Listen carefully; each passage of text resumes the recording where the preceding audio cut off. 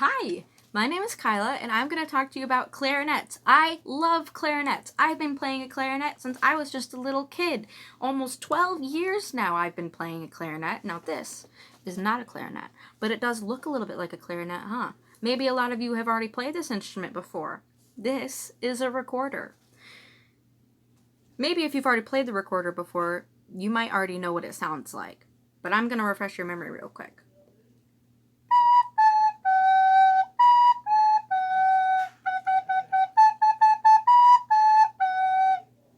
That song was Hot Cross Buns. I'm sure that if you've learned how to play the recorder, you've played Hot Cross Buns before. Now, when you get your clarinet, you're going to get a case, and when you open it up, it's going to look like that. Lots of different pieces, right? That can be a little bit confusing. I have my clarinet right here in its case with all of its little pieces. I'm going to help you figure out how to put it together because I promise you, even though there's lots of different pieces, it's really not that hard. It is pretty easy to do. So, what we're going to do is we're going to start with the bell. See, the bell is all the way at the bottom. I start with the bell to help me to put the pieces together. Now, next we're going to need one of the joints. It can be a little hard to tell them apart at first, but if you look at them and you hold them up next to each other, the lower joint is longer than the upper joint. The upper joint is shorter than the lower joint. So we want to start with the lower joint. And we're going to take this end here that has the cork on it, and we're going to put it in the bell, like that.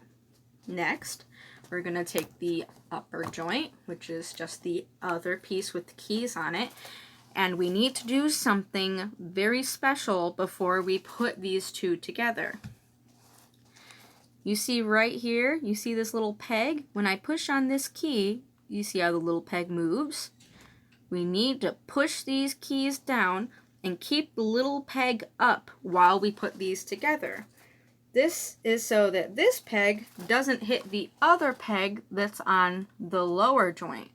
So you line them up, make sure they look like they're one piece now, but with a little gap in between them. And now when you push on the lower keys, you see how it will move the upper keys?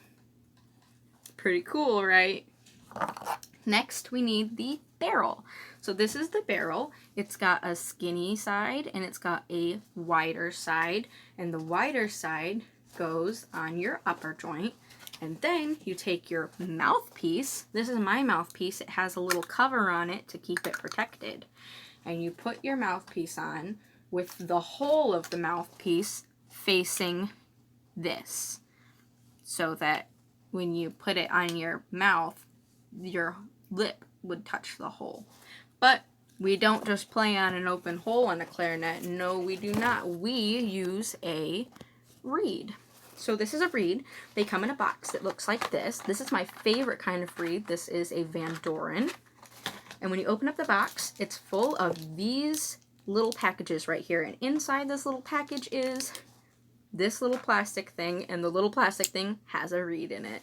So I like to keep these little plastic cases to keep my reeds inside of so that when I'm not using them, they don't get chipped or bent or broken. Because reeds can get broken very easy and then they won't work anymore. So this is your reed. And to make it work, you have to put it in your mouth. You get it all wet in your mouth, and you'll usually keep this in your mouth while you're putting your instrument together so that it has enough time to get nice and moist so that you can play your clarinet. Now the reed has two sides. This side has a shiny surface and then it has a tapered edge. Tapered means it goes from thick to very, very thin. And then the back of it is just flat. So what you do is you take the back of it, which is just flat, and you put it against your mouthpiece like this. All right, and look here. You see how there's just a tiny little line of your mouthpiece sticking out in front of behind the reed. That's exactly what you want. You want just a tiny little bit sticking out. Then you put this metal piece. This metal piece is called the ligature. You put it on your mouthpiece to hold your reed in place. And you turn these little knobs here to tighten it up so your reed doesn't fall off. Doesn't have to be super tight, just tight enough that everything is all held in place, and there you go. Your clarinet is together all the way. Pretty cool, right? Now, I'm going to skip forward real quick to when you're all done playing your clarinet, and I'm going to pull out my other clarinet and show you how to use some cleaning tools and tools that you use to make sure that your clarinet is in good condition. So first off, the thing that I have on this picture here is called a clarinet swab. What it is, it's a little piece of fabric tied to a string, and the string has a weight on the end of it.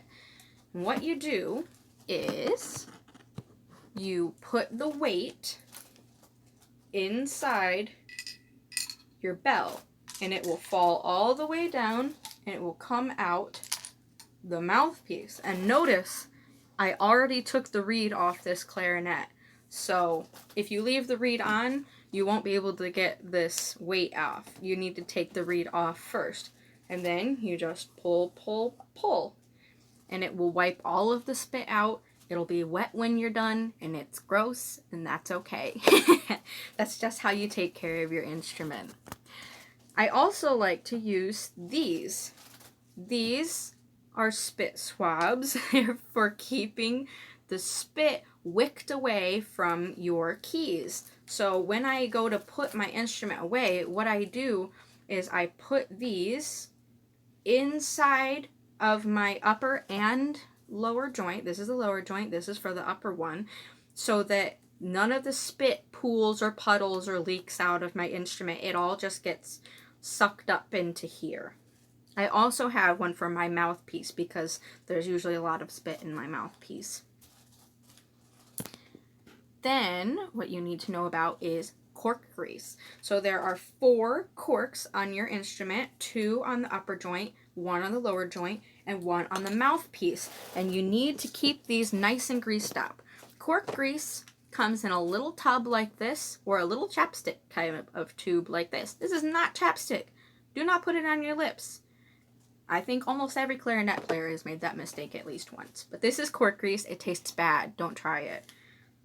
What you do with it is you put it on your corks like this, and it keeps them nice and greasy, and it helps you to put your instrument together, and it keeps your corks in good shape. If you don't use cork grease, then your corks will dry out and they will fall off, and then you won't be able to put your instrument together until you get new corks. So if you want your corks to last as long as they can, use cork grease whenever your corks feel dry to the touch.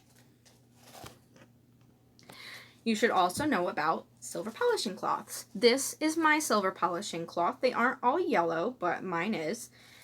And what you do is you rub your keys. All of the metal parts, you rub them when you're all done playing your clarinet before you put it away. This is so that you can take all of the oil from your fingers off of your instrument. If you leave the oil from your fingers on your instrument, it'll start to break down the keys, and some of them will get rusty, and it will be very sad. If you go ahead and just use the silver polishing cloth on your instrument every time that you're all done playing with it, then you will have a nice shiny instrument, and it will stay shiny for a very long time.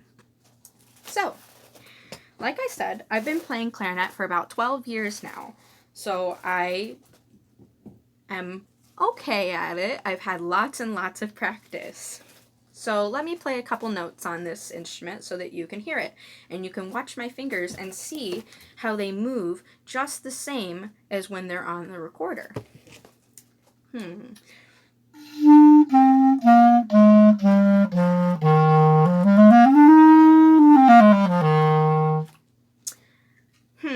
Maybe I can play a song. Let me think. I've got a song right here. Let me play this one.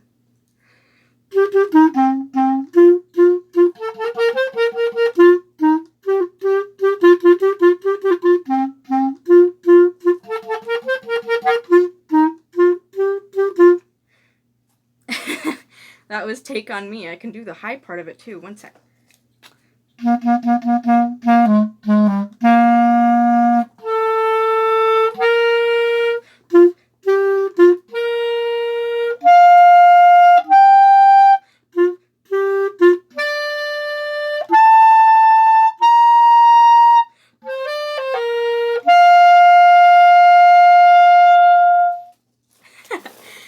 played lots of notes. I played some short notes, I played some long notes, I played some low notes, I played some high notes.